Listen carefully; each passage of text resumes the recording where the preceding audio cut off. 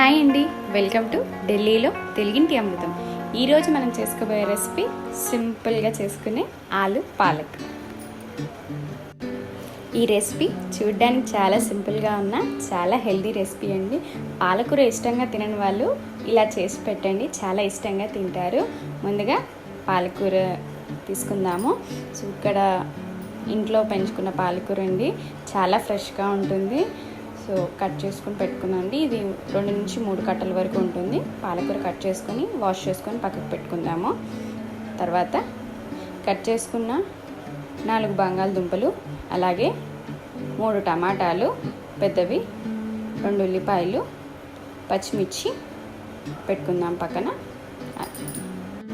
ఇప్పుడు స్టవ్ పైన మూకిడి పెట్టుకొని అందులో 4 టేబుల్ స్పూన్ ఆయిల్ వేసుకొని వేడెక్కాక 1 టేబుల్ స్పూన్ జీలకర్ర వేసి వేగనివ్వాలి. జీలకర్ర వేగిన తర్వాత 3 టేబుల్ స్పూన్లు చిన్నగా కట్ చేసుకున్న వెల్లుల్లిపాయ ముక్కల్ని వేసుకోవాలి. వెల్లుల్లిపాయలు వేగిన తర్వాత ఇప్పుడు కట్ చేసుకున్న ఉల్లిపాయలు, అలాగే 2 నిమిషాలు వేగిన తర్వాత ఇందులో కట్ చేసుకున్న బంగాళదుంపలు వేసుకోవాలి. ఇప్పుడు ఇందులో మనం కట్ చేసుకున్న టమాటా ముక్కల్ని, పచ్చిమిరపకాయ ముక్కల్ని వేసుకొని 2 నిమిషాలు మూత పెట్టి మగ్గనివ్వాలి. నేను ఇక్కడ చూపించడం కోసం మూత పెట్టట్లేదండి, మూత పెట్టి మగ్గనివ్వాలి ఒక 2 నిమిషాలు. టమాటా ముక్కలు మగ్గిపోయిన తర్వాత 1/2 టేబుల్ స్పూన్ పసుపు, 1 టేబుల్ స్పూన్ కారం, తగినంత ఉప్పు వేసుకోవాలి.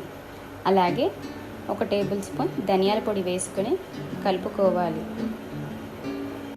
రా స్పైసెస్ అన్నీ కూడా పచ్చివాసన పోయేంత వరకు వేగనివ్వాలి. వేగిన తర్వాత ఇప్పుడు మనం ముందుగా కట్ చేసుకున్న పాలకూరని ఇందులో వేసుకోవాలి.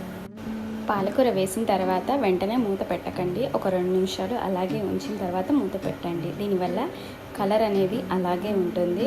మీరు వెంటనే ఉప్పు కానీ మూత కానీ పెడితే మాత్రం పాలకూర కలర్ అనేది మారిపోతుంది. ఒక 2 నిమిషాల తర్వాత ఇప్పుడు దీనిపైన మూత పెట్టుకుందాము. ఇప్పుడు 10 నిమిషాలు మగ్గనివ్వాలి. 10 నిమిషాల తర్వాత మూత తీస్తే చూడండి కూర ఎంత బాగా మగ్గిపోయిందో. ఇప్పుడు దీనిపైన 1 టేబుల్ స్పూన్ చిల్లీ ఫ్లేక్స్ వేసుకోవాలి. ఇది ఆప్షనల్ అండి, స్పైసీగా ఇష్టపడే వాళ్ళు ఇలా వేసుకోవచ్చు. ఇప్పుడు దీనిపైన కట్ చేసుకున్న కొత్తిమీర వేసుకొని దించడమే అండి. అంతే అండి, రెడీ అయిపోయింది. చూసారా, మన సింపుల్గా చేసుకుని ఆలూ పాలక్ కర్రీ చాలా టేస్టీగా ఉంటుంది. ఇది ఎస్పెషల్లీ మనం పుల్కాలతో కానీ రైస్తో కానీ తింటే మాత్రం సూపర్ ఉంటుంది. సో మీరు ట్రై చేసి ఎలా వచ్చిందో మాకు చెప్పండి.